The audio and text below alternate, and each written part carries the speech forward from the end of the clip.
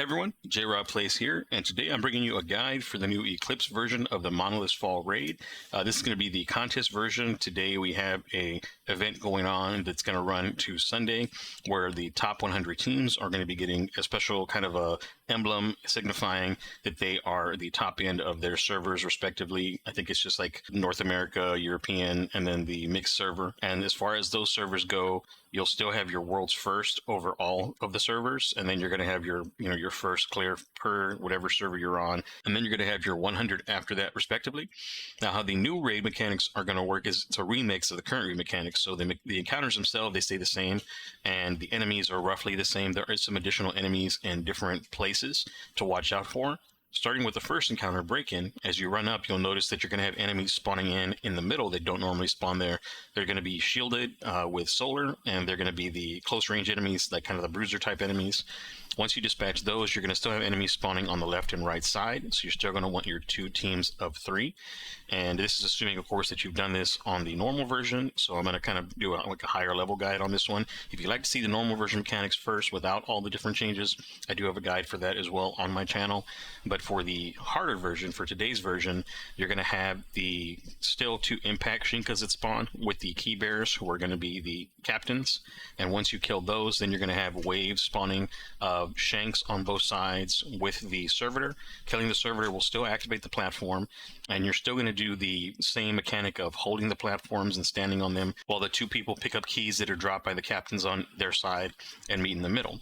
Now, the differences are going to be with the platforms, and now there's a new cell that spawns, like a new battery cell in the middle, and the battery cell is going to be for the people going across. They have to take the battery cell across, and they have to dunk it in the door as soon as you get across, so the door opens up and you can complete the encounter on the other side. Now, the people that stay behind, the 2 teams that are going to be 2 and 2 holding down the platforms, are going to have a new role as well. Instead of just standing on the platform and clearing ads, they're going to actually have to alternate on the platform. So the reason why we're doing that is there's going to be a buff that you get when standing on the platform that counts to 10. Once that 11th second kicks in, so you still have all the way up to 10, you'll end up getting killed from the buff stacking too high.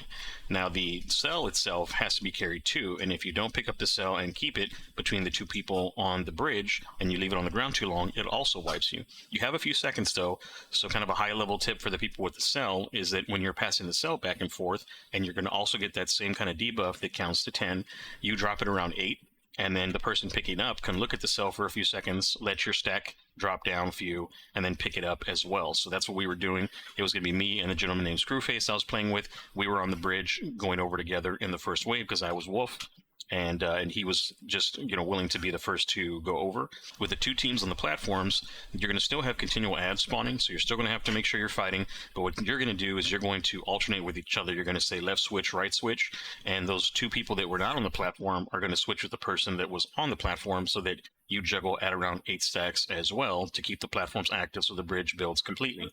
Now, another tip on the bridge people is you don't have to stay on the bridge the whole time. If you get close enough that you can jump across with the cell, with the battery, do so that your other teammate will jump across with you, and then immediately drop it on the other side of the bridge if you're close to the time, kill the ads, and then the other person picks up the cell and runs it and dunks it in. People on the actual platforms themselves, same thing.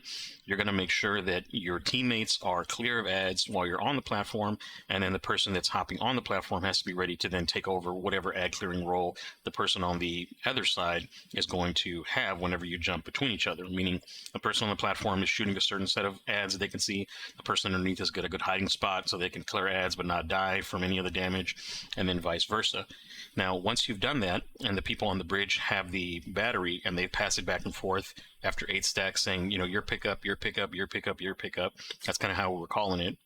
You get across, you want to either pop your super or use whatever you have to clear the ads quickly, because they can kill the person with the battery, and that can cause you a little bit of a chaos on the other end. They also drop their key, so that's another problem, is you want to make sure that you're able to pick the key back up again and get in there and kill your vandal like in the other encounter. So once you get across, good practice is clear those enemies really fast for the person with the battery, or the person with the battery drops it, helps clear real fast while you go as the other alternate person, pick up the battery, and then go take that into the spot where you dunk it in the center of the door.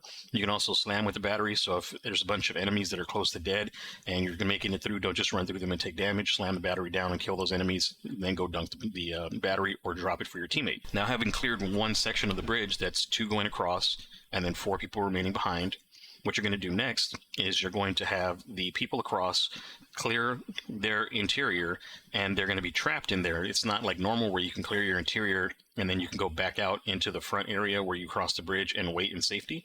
You actually have to kill everybody on the inside, clear your 2 Scorch Vandals, 1 on each side, and in the old encounter, you would only need 1 Scorch Cannon. In this case, you need 2 Scorch Cannons, so you have to make sure that you coordinate who's going to shoot which cell. The first 2 cells, from what I remember, were 1 in the center and 1 off to the right. The second set of cells, when you get over there, are 1 in the center and 1 off to the left. And for the third set, I was actually doing outside, so I don't know exactly where those are, but there is going to be a third set, 1 in the center and 1 offset somewhere to the right or to the left. And you want to make sure you're not shooting the same set, so you're not wasting a Scorch Cannon and delaying the encounter. So for the first team that's crossing the bridge, once you've defeated your enemies, you're going to then have doors open up on the sides. The middle door will stay closed, and you can come out and you can start dealing with the servitors. Once you defeat the servitors, you're going to have the normal enemies spawn with the shanks coming out the sides, and then you're going to have a large captain, and you're going to have another servitor to deal with, and a bunch of smaller dregs.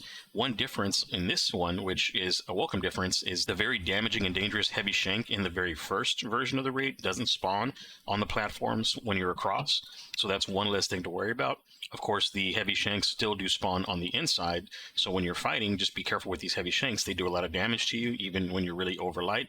They can still take you out pretty quickly. So just make sure you're finding cover and you're peek shotting them, basically, and making sure that you're putting yourself in a position where you're not going to have a death out in the open where a teammate goes to res you and they get killed trying to save you and save the encounter. So now that we've gotten to the point where the first team has cleared their cells, they've gotten their 2 Scorch Cannons, shot their cells, and they're back out in the front and they're waiting, now you're going to have a different kind of alternation than what we're used to. Normally, the other 2 team that stayed back are the people are going to be able to send across there too, and you're just waiting. In this case, you're going to coordinate with the group that's still behind, and there's going to be a group in the middle on the bridge. So how it works is the group on the left and right in the first area are going to tell you to switch with them in the second area on the top. And how that switch works is they're going to get on first, and then they're going to wait until they're about 8 stacks on their debuff, and then they're going to tell the people across the bridge, hey, jump on your platforms, because those are going to be active right away once you defeat the servitors that are called garrison servitors on the other side. And so how that switch again is going to happen is the lower side will get on first, the upper side will get on second, and then when the upper side gets to about 8 stacks, they're going to say, hey, we need to switch again, and the lower side will get on. Normally at that point, once you've done 3 switches, your team will be across. But if for whatever reason somebody had to get off or somebody died in a bad spot, then you're going to still want to stay as much time as you can onto that platform. Remember, you can get up to 10 to try to give them time to clear and jump across. If you need to, though, you can just hop off and then start the process back over again. That's just going to extend your time. And the entire time, you do have a phase counter at the top in the middle that you have to clear the entire phase in before the timer runs out so that you can get into the next phase. And what clearing is shooting your cells and then defeating any enemies that are tied to that phase. That'll normally get you into the third phase or the second phase, respectively. So now that you have people coming across from the middle, that middle team gets across, you're going to make sure that you try to keep the center clear for the person that has the cell so they don't end up dying from a bunch of ads shooting them all at once because they seem to target the person with the cell. And that person with the cell is going to do the same exact thing. They're going to come into the middle, they're going to dunk the cell in the door across, and usually the smart thing to do is when you get across is to drop the cell for the other alternate. That person will pick it up and then dunk it just to be safe so you don't have too many stacks. And once that person does that, the doors open up again like normal. You go on the inside, and once you're on the platforms for the first team, that first platform team, you're going to clear out your tracer shanks out there so they don't end up picking at people, because they can pick at people from the outside to the inside. And once you've cleared your tracer shank, you can run back into the middle and you can start helping with the heavy shanks that are going to be spawning for that second team. There's going to be the unrelenting heavy shank, which is going to be the big shank, and periodically you're going to have to deal with spread shinkas, which are also heavy shanks, but they're going to be the ones with the little satellites orbiting around them that you'll need a spread weapon to deal with, or you can just pick them off one by one, but it adds a lot to your time. And the name of the game is speed on this encounter and trying to get a good placement for the top 100. So try to do your best to try to reserve your spread ammo for those. Try not to get into position again where you end up dying because you are caught out in the open and all the ads happen to focus you. And you do have the choice of leaving those 2 spread shinkas for phase 2 going into 3 there so that you can go out to the front and deal with the bridge. And that's what we did in the run that we cleared, I believe, is that we went out and we started doing the bridge back and forth. And how that works for the third phase is the team on the top now are the switchers, and the team on the bottom are only going to be crossing the bridge. So the team on the bottom, they deal with their captain with a key. They pick up their key and they kind of hide and pick at enemies until it's safe to cross. The team on the top will start the transition between the two, one person getting on and starting it and saying switch, another person getting on and saying switch. And so once they do the switch back and forth, you're going to clear up whatever you can, come inside, and then you're going to meet in one area, and you're going to try to kind of rally up is what we did. We had a Yolder that would put a bubble down, and we would rally on the Yolder. Also in this recording, you'll see me standing behind kind of these little two canisters in the center right of the room. You can actually attack the Unrelenting Heavy Shank and the Shinka on the top from here, and they can't really shoot you very well, so you can do a good job of being able to get out damage and not taking damage. And it's a nice kind of cheese spot, if you want to call it that, for the people on the platform in the middle. Now, once our Yolder had our shield down, we were able to group up in the shield for the weapon and damage buff, and then the defense as well. And we were going to burn down the bigger enemies first. Then we can work on the smaller enemies.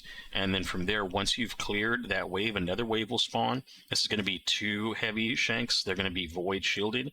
You're going to take those out, and then you're going to clear up any of the remaining stragglers, and you have to do all that before your time runs out. So once you've already done the cells, the only thing holding up the encounter, and kind of don't give up yet, is that you still need to clear the remaining adds that are in the encounter and make sure to defeat them. Once you clear the remaining adds, the time will stop, it'll go away, and then you'll get your rewards, and that'll be the first encounter, the break-in encounter of the Eclipse version of the Monolith Fall raid. Now, for the second encounter of the Monolith Fall raid, it's actually a pretty different encounter than the first encounter in the way that the mechanics work.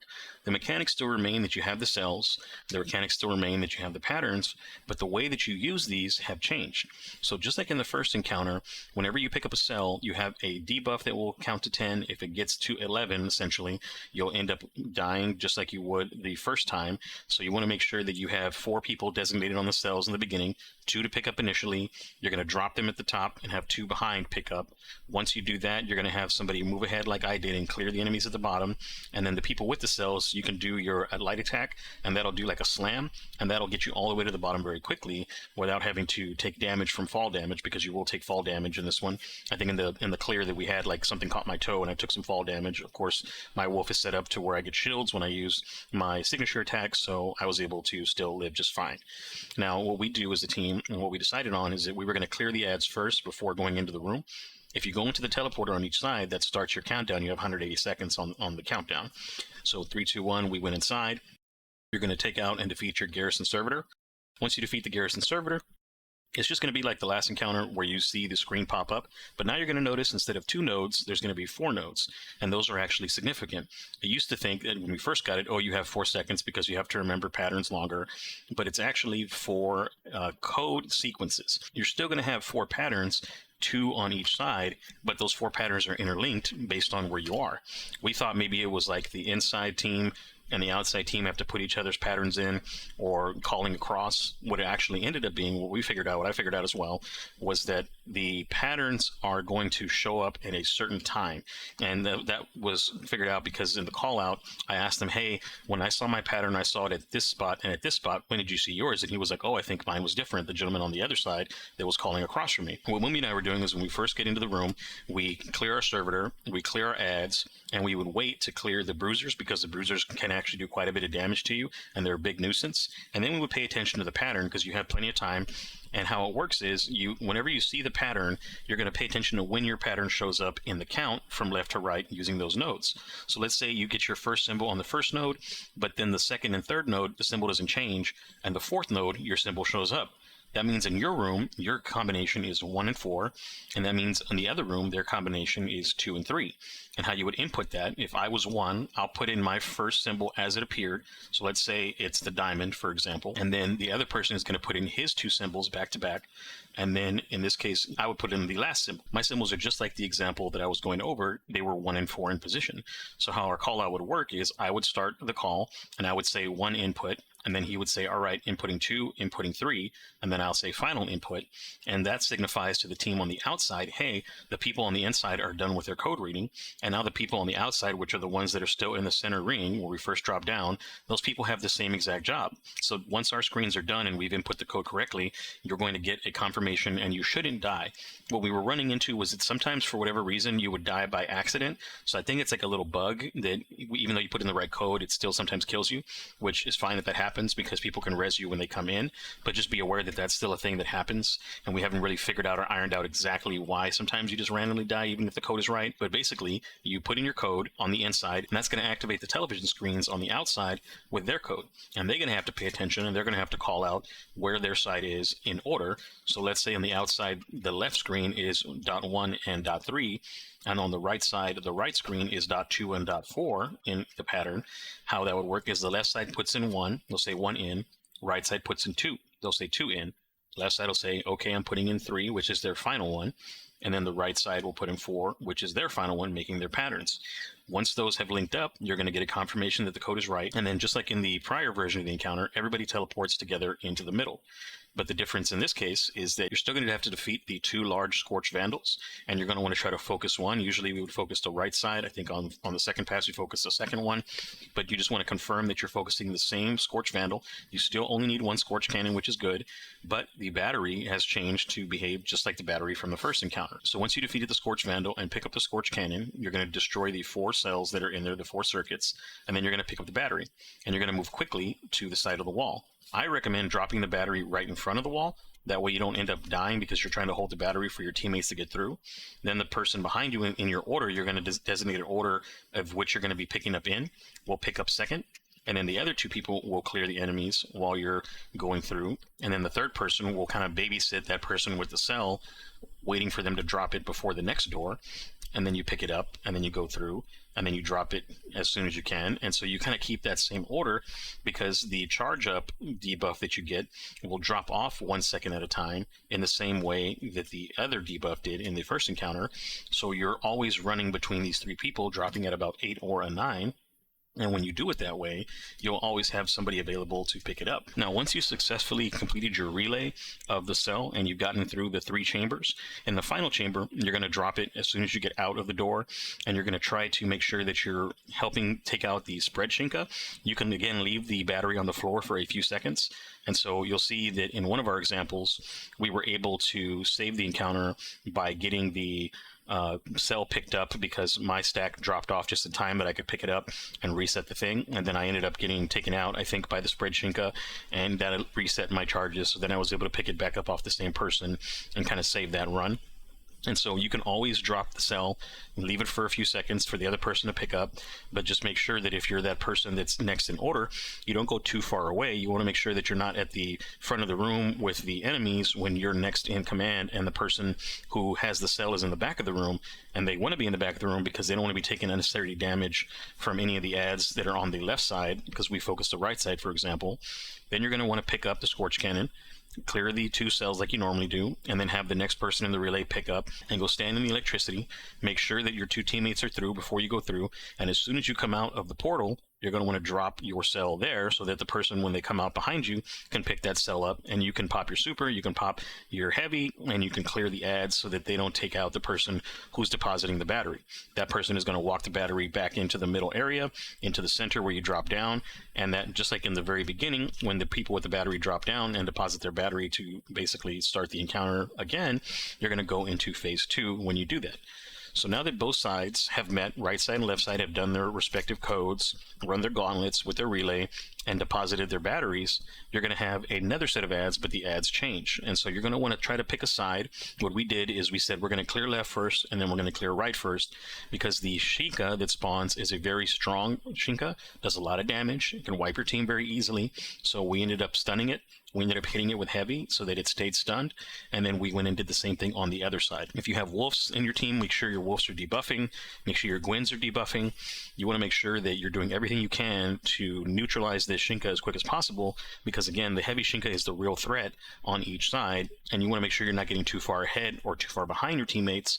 Too far behind, you're obviously not helping. Too far ahead, you're going to be the one focused for attacks. Unless you have some way to self-sustain and to heal yourself, you're going to end up wiping team or causing a delay because of the unnecessary death since you were running too far ahead. So now that you've cleared both sides, you're going to do 3, 2, 1, go in the portal again, and you're going to do the exact same thing again. You're going to go through, you're going to count your code, you're going to see where you are in the sequence.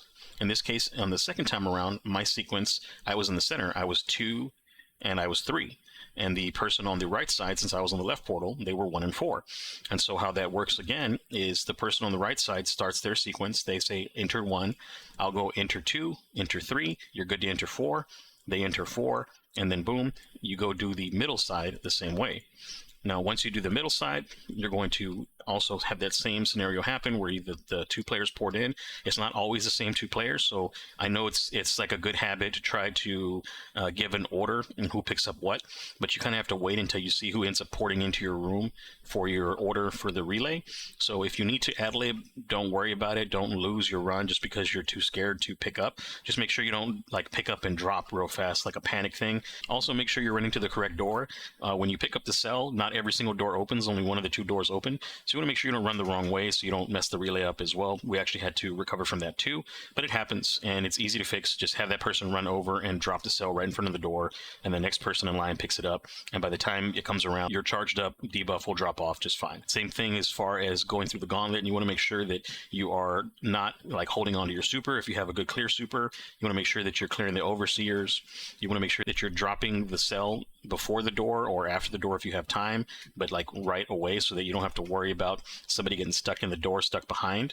And then when it comes to surviving, you can always survive in that final room by hiding behind one of the 2 little TV platforms that are there. There's like little kind of cell platforms that are sticking up, and that's where I recommend passing the battery, because the person with the battery can just like stay and hide behind these 2 little walls, these little half walls, and they won't take much damage. And then when it's your time, you pop out and you help with whatever heavy you have, especially when you're on phase 2. There's no reason to save your heavy, so just go ham in that final room, burn everything that you have, use all of your abilities, because once you survive this last room and you've taken out the final Scorch Vandal, in this case we were focusing again on the right Scorch Vandal on our clear run, you're going to then pick up the battery, drop the battery directly in front of the door, have the next person pick it up, clear the room together, make sure if you're the battery person that they've gotten through, and then once they get through, you're going to come and immediately drop the battery outside the portal. When you drop the battery outside the portal, the final person will pick it up, and you just want to make sure, again, you're popping your super, you're doing everything you can to clear the enemies, and you kind of want to babysit that person if you have the ability to. Keep an eye on them, just in case you have to clutch up. If they die for whatever reason right before depositing, you still have a few charges to pick up and drop. I was able to get mine dropped at 9, and the person behind us also just pushed through to get theirs dropped, and we got that encounter clear. And so that's basically the second encounter with the elevator. From there, you go inside, you activate the final elevator, you get to the top and get your loot, and that'll clear us and move us into the final encounter, which is Issakis Tabernacle. And this one also has some changes to look out for. Now, on the final encounter, group makeup is important as well.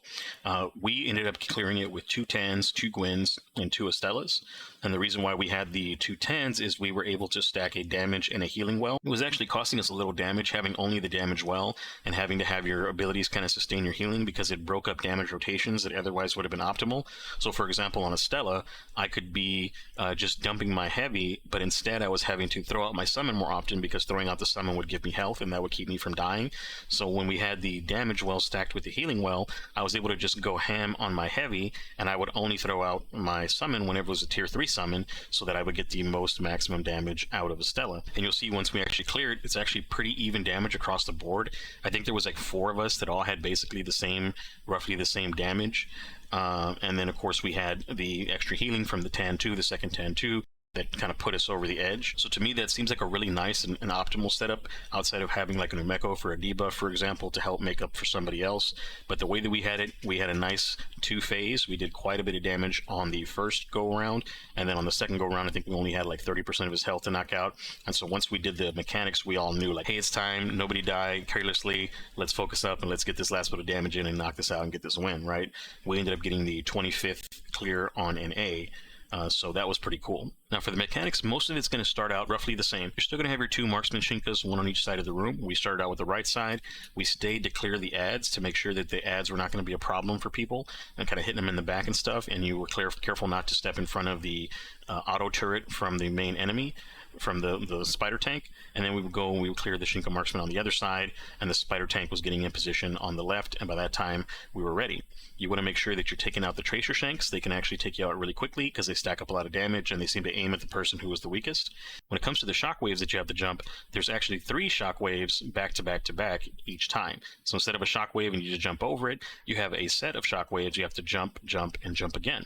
Now if you're on a warlock, a nice little key tip is that any of the warlock characters can float. So what I did and what I tried to do is I would jump the first one and I would get good height on the second one, and I would just coast over the third one while shooting at enemies. So I was able to still getting damage, hip firing enemies or shooting at enemies if I wanted to aim in, but I was also able to clear them rather safely. And these are the tall ones too, so you can't just stand on something and let it go underneath you like the regular encounter where the first waves are shorter. These start out the tall waves, they come at you faster, and again there is a set of 3 that you have to jump, jump, and jump again.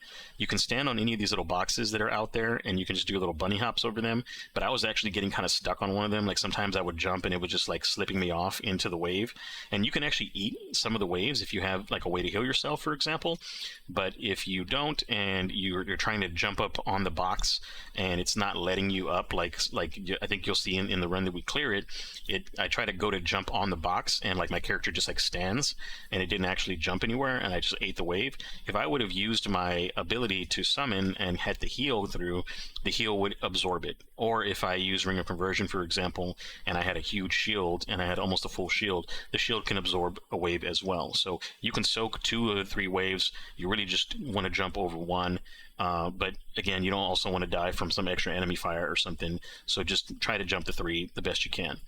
Now, the next mechanic that you have to look out for is going to be a small orb that spawns once you actually clear the Shinkas.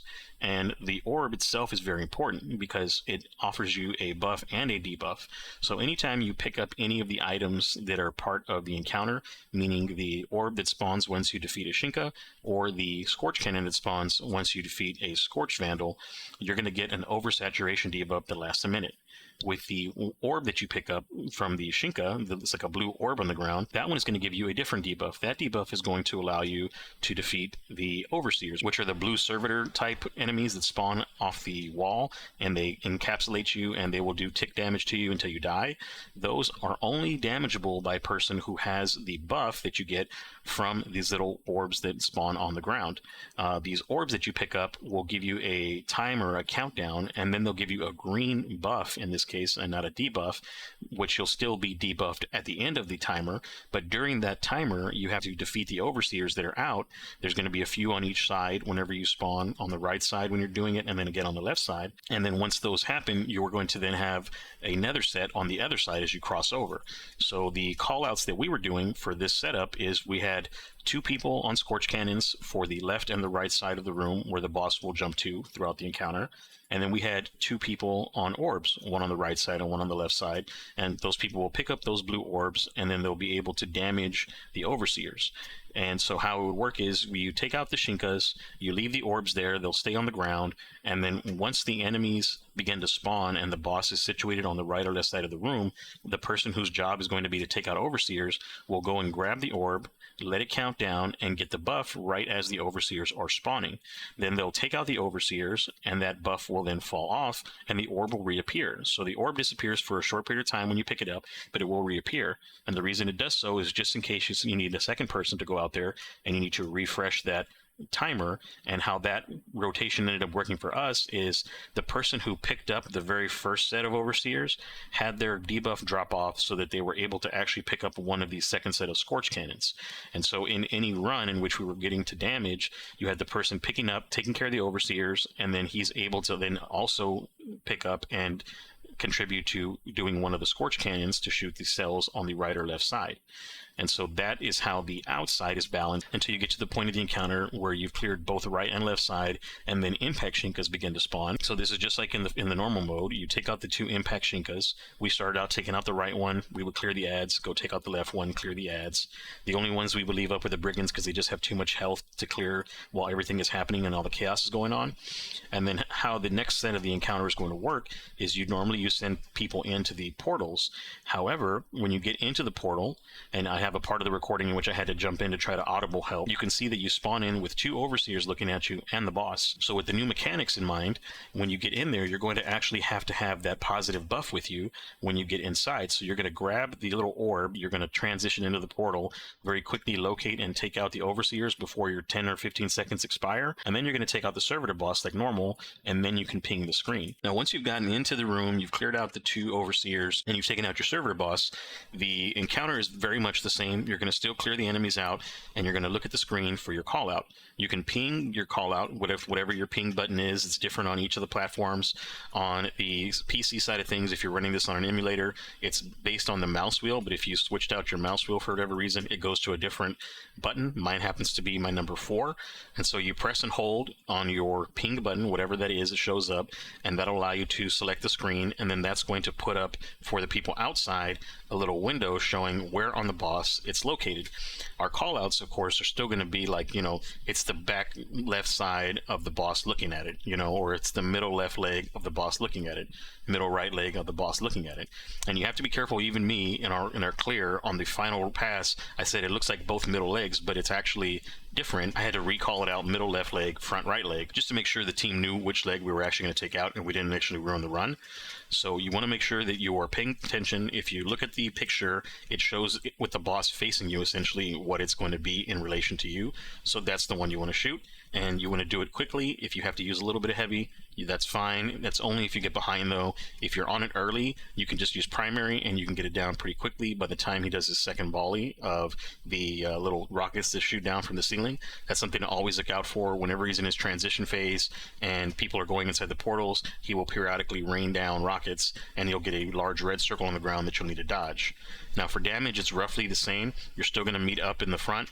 We dropped our 2 wells. We popped all of our abilities. We used all of our heavy. We tried to make sure that you save heavy as much as you can so that you never run out of heavy, because running out of heavy when it comes time to do damage to the boss will easily wipe your run, because you only get 2 tries of damage. You got to beat him in 2 phases. So you want to make sure in that first damage phase you get his health at or under 50, because in that second damage phase you're usually a little bit more stressed out with the way things are. You don't actually have like more ammo and stuff, you have less. So you want to make sure you have enough left in the tank when you go into that second phase to clear him out, which is why you want to try to get your work done early. Now in the second phase, nothing really changes. It's the exact same mechanics. You're still going to have your 2 Shinkas. You're still going to watch both sides. You may have to adjust your rotation and who picks up the orb and who gets the debuff for the overseers and the buff for the overseers. And you also have to be ready. Let's say you're one of these scorch people and you're one of the scorch people on the second side. That means that you're actually clear and you have enough time to kind of do an audible and pick up this orb, get the debuff, and take out overseers if the overseer person happens to die. So you want to make sure you're on it. You want to make sure that you're keeping an eye on the tracer shanks as they spawn out.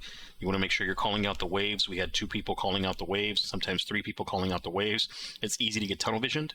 And another call out that we did that made a difference for us was to call out which captains we were taking out, and that kind of helped focus us onto one captain and the second captain, so we didn't get lost and think we were done, and we really weren't, taking out the Scorch Vandals. So for us, we just said we're going to do the Scorch Vandal that's closest to the boss's starting point. So the inside Scorch Vandal, if you're looking at the boss on the left side, it's the right Vandal. If you're looking at the boss on the right side of the room, it's the inner left Vandal. And so everybody tried to take that Vandal out first, and then we were able to clear consecutive times again and again, back to back. That really cleaned things up for us, so we weren't losing the encounter because we had a Vandal alive too long. If you don't clear the Vandals in time, the timer will wipe you. So those are kind of the tips that I can give that I think will help anybody clear this just in general. If you're still working on this on the first day and you're watching this video on the first day, good luck. Hope to see you guys there with me in the top 100. And I'm going to keep kind of babysitting my position. We did really good, and I'm pretty sure that we're set for our top 100. Our time was around 30 minutes, and I think a lot of teams are going to be a little bit longer than that. They're probably going to be around 40 minutes, 45 minutes in. But if I get close to the bottom, you'll definitely see me back in there moving my time up with my team. We did pretty good. I want to give a good shout out to my team if you guys are watching this. It was obviously myself, JR Place, Screwface, that one girl, Moomy, Straw Hat Chef, and Too Tall Lenny. And those are the guardians I was able to get my clear with. I really appreciate that one girl. She was actually looking in LFG for somebody. My pack was still kind of trying to figure out if we were going to have time to coordinate and meet. So I had to look outside my pack to make sure that I was able to get an early clear in and get this video out for everybody who was trying to get their clear in. And so thanks very much again for you guys for allowing me to join you last minute. That was a great clear. If anybody has any questions on anything in the raid, or if any of the mechanics are kind of working weird for you, you can always drop me a comment below. I do check my notifications periodically, so I'd be glad to try to help out and maybe try to brainstorm with you guys in the comments and answer any of your comments. Hopefully that'll help you guys get your clear, and everybody that's watching this will be able to participate. Thanks very much for watching the end, and I'll see you guys in the next video.